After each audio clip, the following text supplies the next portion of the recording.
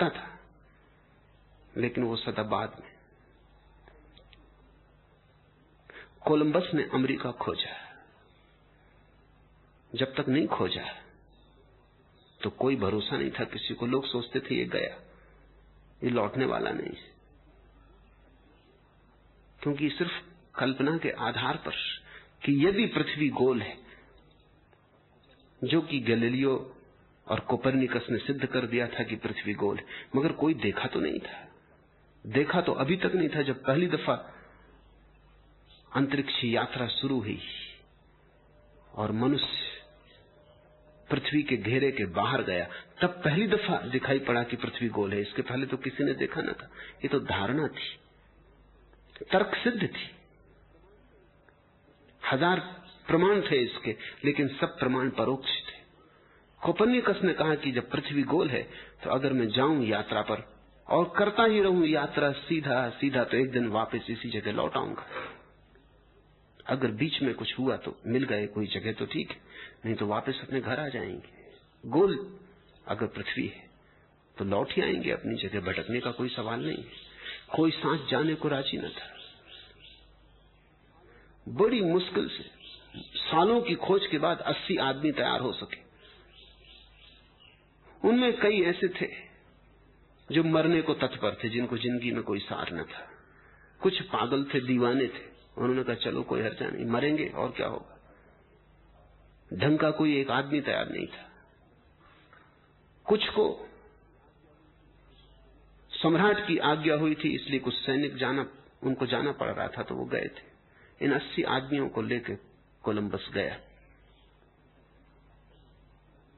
जिसने धन की सहायता दी थी, जिस रानी ने, उसके दरबारियों ने कहा था ये फिजूल पैसा खराब हो रहा है, ये 80 आदमी मरेंगे, ये लाखों रुपए खराब होंगे। पर उस रानी ने कहा करने दो, प्रयोग है, देखे। कोलंबस अमेरिका खोज के लौट आया। दरबार में उसका स्वागत हुआ। तो उन्हीं दरबारियों ने कहा ये कोई क्या खास बात है, ये कोई भी खोज लेता। अगर पृथ्वी गोल है, कोई भी जाता तो मिल जाता। कोलंबस की थाली में एक अंडा रखा था। उसने अंडा उठाया और उसने कहा कि इसे कोई सीधा खड़ा करके बता दे टेबल पर। कई ने कोशिश की खड़ा करने की, अंडा कैसे सीधा खड़ा हो, वो गिर जाए। उन्होंने कहा ये हो ही नहीं सकता, ये असंभव। कोलंबस ने जोर से अंडे को ठोका टेबल पे, नीचे की परत सीधी हो गई, अंदर दब गई, अंडा खड़ा हो गया। उन्होंने कहा अरे ये तो कोई भी कर देता। कोलंबस ने कहा लेकिन किसी ने किया नहीं। करने के बाद तो सभी कुछ आसान हो जाता है, करने के पहले असली सवाल है। उस करने के पहले गुरु की जरूरत है। अनिवार्यता बिल्कुल नहीं और अनिवार्यता पूरी है। जानोगे तब पाओगे, हो जाता बिना गुरु के। लेकिन तब तुम ये भी पाओगे, अगर तुम पीछे लौट के देखो कि हो नहीं सकता था, तुम हिम्मत ही न जुटा पाते।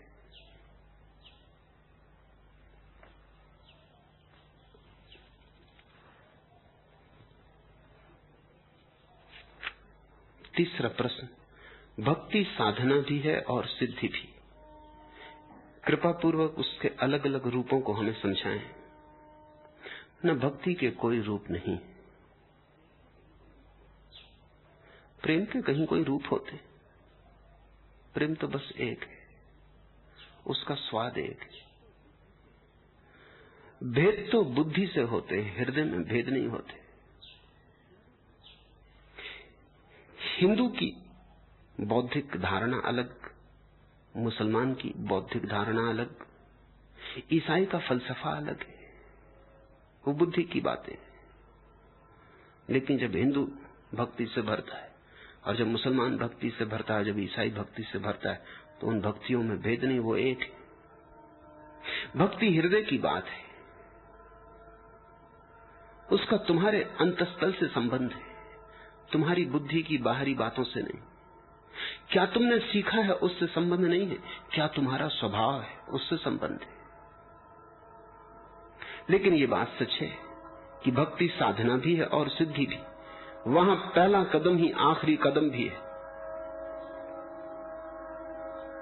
वहां साधन ही साध्य भी है। भक्ति का अर्थ है परम प्रेम, परम प्रेम की साधना करनी। और जब सिद्धि होगी तब क्या होगा? परम प्रेम उपलब्ध होगा। परम प्रेम को ही साधना है और परम प्रेम को ही पाना है। प्रेम ही वहां मार्ग है और प्रेम ही वहां मंजिल है। होना भी यही चाहिए, क्योंकि जब तुम भी किसी यात्रा पर जाते हो तो तुम जो पहला कदम उठाते हो मार्ग पर, उस पहले कदम में मंजिल एक कदम करीब आ गई।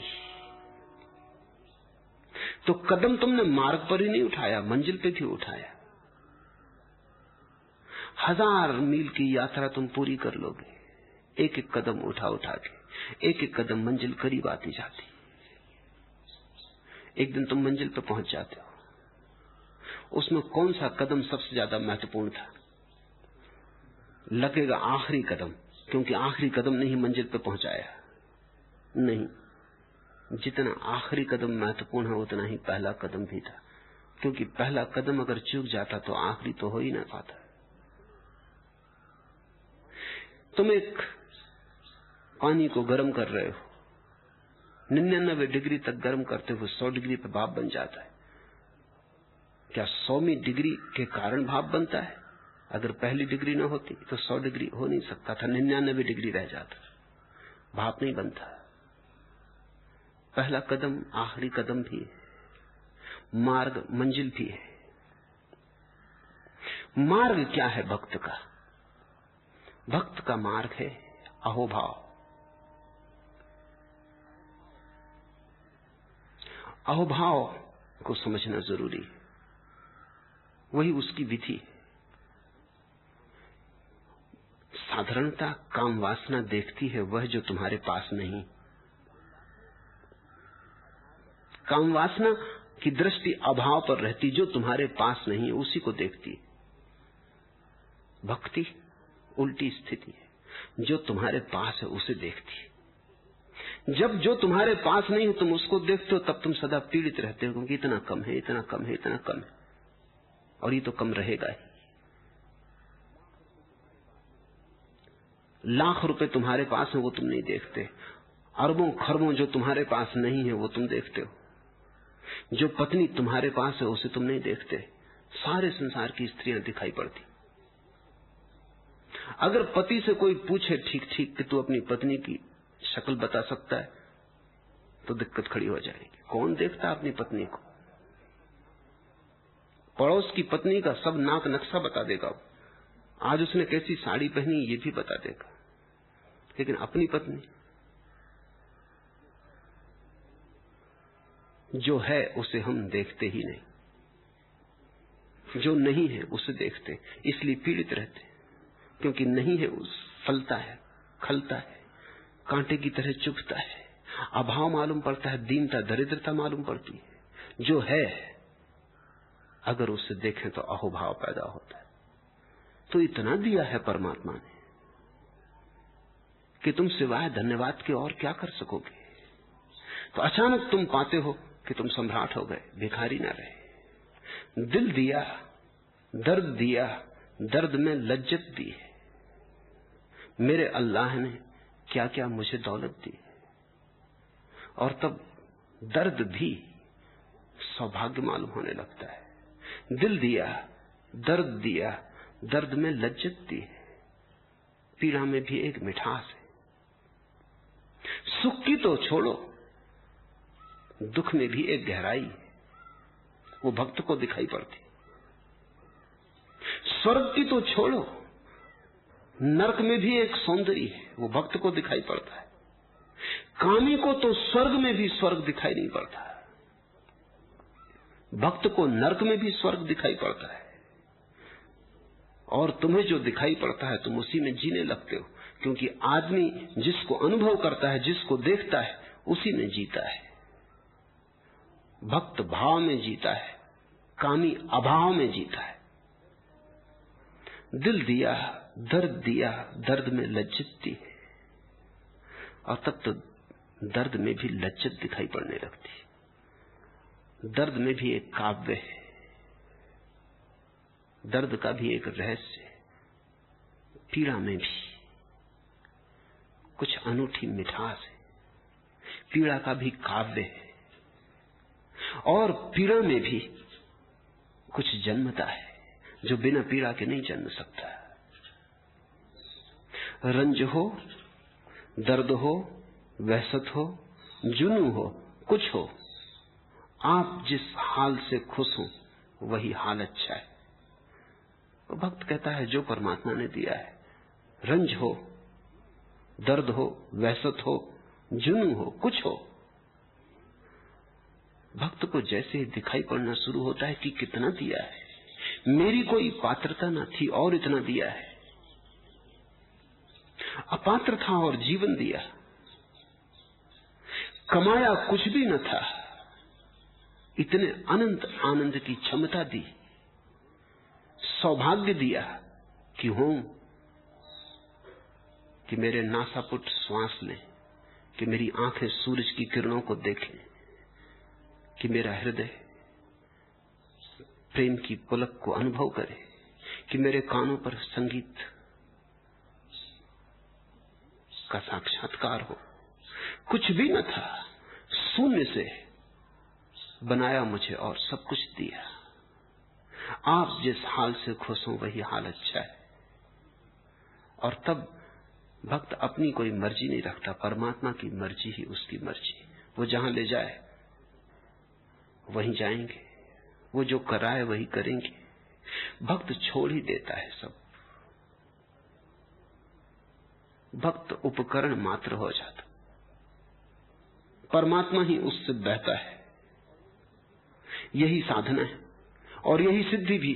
जिस दिन ये स्थिति परिपूर्ण हो जाएगी, कब होती है स्थिति परिपूर्ण? ये सौभाग्य कब पूरा होता है? जब भक्त की मंजिल आ जाती है। पहले तो साधारण आदमी जो काम वासना में जीता है शिकायत करता है, शिकायत ही उसका जीवन है। तुम लोगों की बातें सुनो, सिवाय शिकायत के उनके जीवन में कुछ भी नहीं है।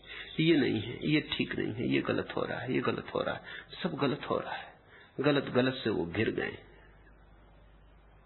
शिकायत ही शिकायत है।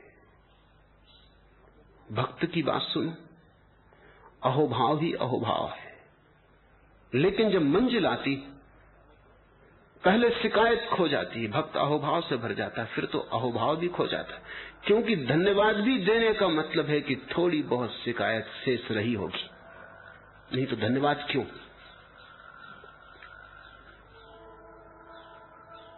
इसे थोड़ा समझे। धन्यवाद भी हम तभी देते कि अगर इससे अन्यथा होता तो शिकायत होती। धन्यवाद शिकायत का उल्टा है। रुमाल तुम्हारे हाथ से गिर गया, किसी ने उठा के दे दिया, तुमने कहा धन्यवाद। इसका मतलब है अगर वो उठा के न देता तो शिकायत होती। तो इसका अर्थ ये हुआ कि धन्यवाद ऊपर आ गया है, शिकायत भीतर चली गई है।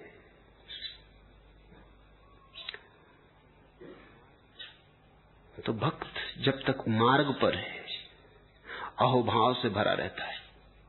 शिकायत से बेहतर है अहोभाव, क्योंकि शिकायत में सिर्फ पीड़ा होती है, दुख होता है, दर्द होता है, अंधेरा ही अंधेरा होता। अहोभाव में सब रोशन हो जाता, सब खिल जाता है। लेकिन अभी भी कमी है। मंजिल पर आते सब बात ही समाप्त हो जाती, कुछ कहने को नहीं रह जाता। जब अहोभाव भी नहीं बचता तब अहोभाव पूरा हो जाता है।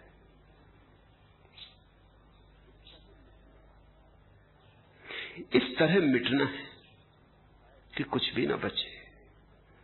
शिकायत तो मरे ही, अहोभाव भी मर जाए।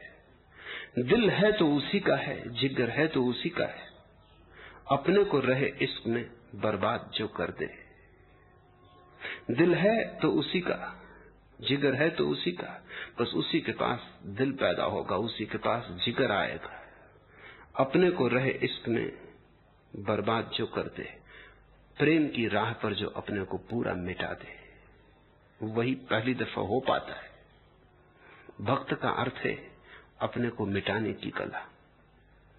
वो मृत्यु की कला है, अपने को खोने की कला, अपने को डुबाने की कला।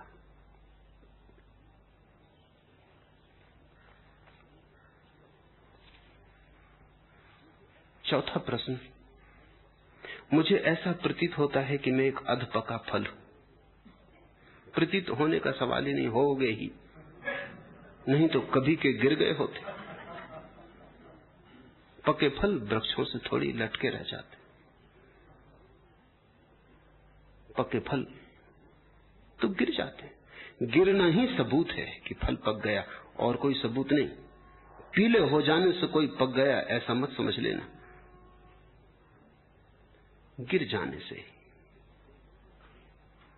उपनिषद कहते हैं तेन त्यक्तेन भुंजीता, उन्होंने ही भोगा जिन्होंने त्यागा, क्योंकि त्याग से ही पता चलता है कि ठीक से भोगा, समझ गए कि भोग बेकार है। जिस दिन भोग पक जाता है उस दिन त्याग अपने आप हो जाता है, जिस दिन फल पक जाता है उस दिन गिर जाता है। ऐसा प्रतीत होता है, प्रतीत होने की बात ही छोड़ दो, ऐसा जानो कि है कि मैं एक अधपका फल हूं। निश्चित इस प्रतीति को सत्य समझो तो पकने की दौड़ शुरू होगी। तो अथातों का क्षण शीघ्र ही पास आ जाएगा। आदमी जब पक जाता है तभी पूरा आदमी होता है। जिस दिन तुम पूरे आदमी होते हो उसी दिन गिर जाते हो। आदमी गिरा कि परमात्मा शुरू हो जाए। जहां आदमी का अंत है वहां परमात्मा की शुरुआत।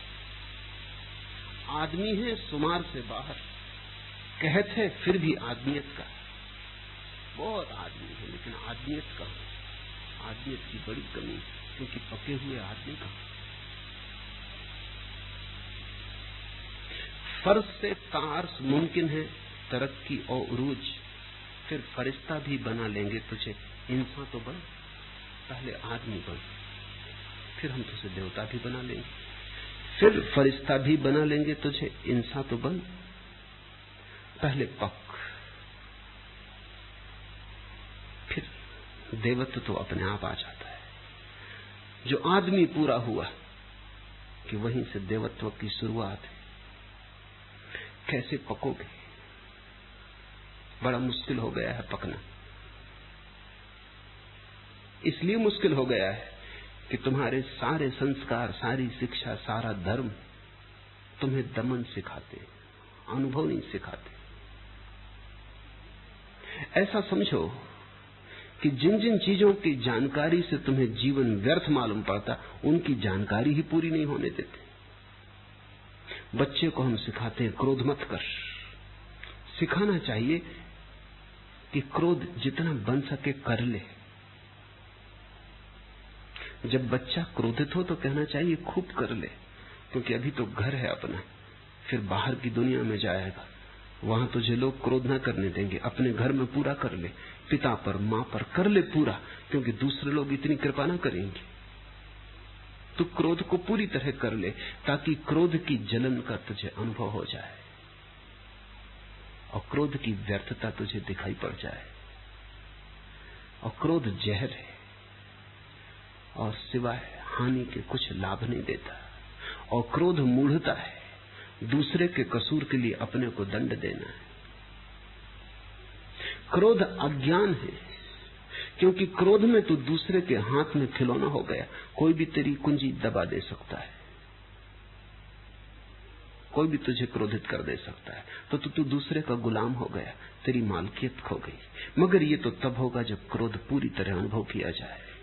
मेरी प्रतीति ऐसी है कि अगर तुमने एक बार भी जीवन में क्रोध का पूरा अनुभव कर लिया तो पक गया क्रोध, उसके बाद तुम क्रोध न करोगे। क्रोध की बात ही खत्म हो गई। हाथ जल गया, दूध का जला, छाछ भी फूंक फूंक के पीने लगता है, लेकिन तुम्हें दूध से नहीं जलने दिया गया। छाछ को फूंक के पीने की तो बात बहुत दूर। तुम्हें सिखाया गया काम वासना से बचो, इसलिए तुम काम वासना में पड़े हो और सड़ते हो। मैं तुमसे कहता हूं बचना मत, काम वासना में पूरे ही उतर जाना, ठीक तलहटी तक उतर जाना, ताकि और जानने को कुछ शेष न रह जाए। उसे इतनी पूर्णता से जान लेना कि रस ही खो जाए। जिस चीज को हम पूरा जान लेते हैं उसमें रस समाप्त हो जाता है। जहां जहां रस हो तुम्हारा, जानना कि वहां वहां अधूरा जानना हुआ है, इसलिए अधपकापन है। और ऐसा जीवन पूरा अधपका रह जाता है। पको, अनुभव पकाता है, अनुभव की धूप पकाती, अनुभव की पीड़ा पकाती, अनुभव की भूल चूक पकाती, भटकना पकाता है, राह से उतर जाना पकाता है। जब तुम पक जाते हो, गिर जाते हो, उस गिरने में ही देवत्व का क्षण शुरू होता है। इसलिए अपने को बचाओ मत, जल्दी करो। जहां जहां रस हो उसको पूरा पूरा भोग ही लो। भोगने में आधा आधा मत करना। मैं देखता हूं ऐसा ही होता है। मंदिर में बैठते हो तब दुकान की सोचते हो, क्योंकि दुकान पे कभी पूरे बैठे नहीं। जब दुकान पे बैठते हो तो मंदिर की सोचते हो, क्योंकि मंदिर में कभी पूरे बैठे नहीं। जहां हो वहीं अधूरे हो। दुकान पे बैठते हो तब तुम्हें बड़ी ज्ञान की बातें सूझने लगती हैं कि इसमें क्या रखा है, संसार असार है, ये सब सुनी बकवास है। अगर ये तुमने जान लिया होता तो तुम्हारी जिंदगी में क्रांति हो गई होती। ये सब तुमने सुन लिया है, तोता रटंत है, ये तुमने कचरा इकट्ठा कर लिया है, ये सब उधार है। दुकान पे बैठ के ये उधार आने लगता है दिमाग में। फिर मंदिर जाते हो, फिर मंदिर में बैठते हो तो लगता है घंटा भर खराब कर रहे हो, इतनी देर में कुछ कमा ही लेते, क्योंकि दुकान पे पूरे रहे नहीं, वहां मंदिर सताता रहा। जहां हो वहां पूरे, जो करो उसे पूरा, उसमें उतर ही जाओ। क्योंकि एक बात सदा स्मरण रखो कि अनुभव के अतिरिक्त और कोई चीज मुक्त नहीं करती है। और अपने को धोखा देने की मत कोशिश करना। कोई और सुगम मार्ग नहीं है, अनुभव एकमात्र मार्ग है। और जो अनुभव से बचना चाहते हैं और सस्ते में चाहते हैं ज्ञान को उपलब्ध हो जाए, वो भटकते रहेंगे, वो अधपके रह जाएंगे। यही तो गति है तुम्हारी, दुर्गति कहनी चाहिए।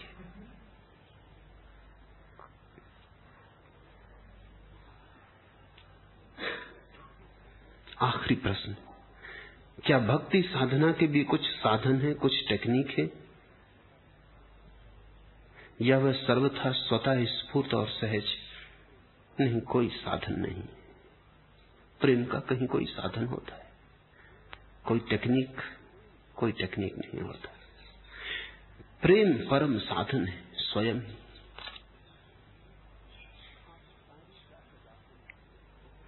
खाकसारी का है गाफिल बहुत ऊंचा मर्तबा, मिट जाने का। ये सोने वाले, बहुत ऊंचाई है मिट जाने की। खाकसारी का है गाफिल बहुत ऊंचा मर्तबा, यह जमी वो है कि जिस पर आसमां कोई नहीं। बस भक्ति तो मिट जाना है, ना कुछ हो जाना है, अपने को शून्य कर लेना है, ताकि परमात्मा तुम में पूर्ण हो सके। जगह देनी है ताकि उसका प्रवेश हो सके। टूटना है। तुमने बहुत चीजों को टूटते देखा, अभी अपने को टूटते नहीं देखा। तुमने बहुत चीजें मिटते देखी, अपने को मिटते नहीं देखा। तुमने बहुतों को मरते देखा, अपने को मरते नहीं देखा। भक्ति अपने को मरते देखना है, वो मृत्यु का साक्षात्कार है। हुबाब देख लिया, आबगीना देख लिया, शिकस्त दिल की नजाकत किसी को क्या मालूम। बुलबुले को देखा पानी के, उसको टूटता देखा। कई बार तुमने देखा होगा पानी के बुलबुले को टूटता। छोटे बच्चे सोख के बुलबुले उठाते हैं और उनका टूटना देखते हैं, उनकी रंगीनी देखते हैं सूरज की किरणों में।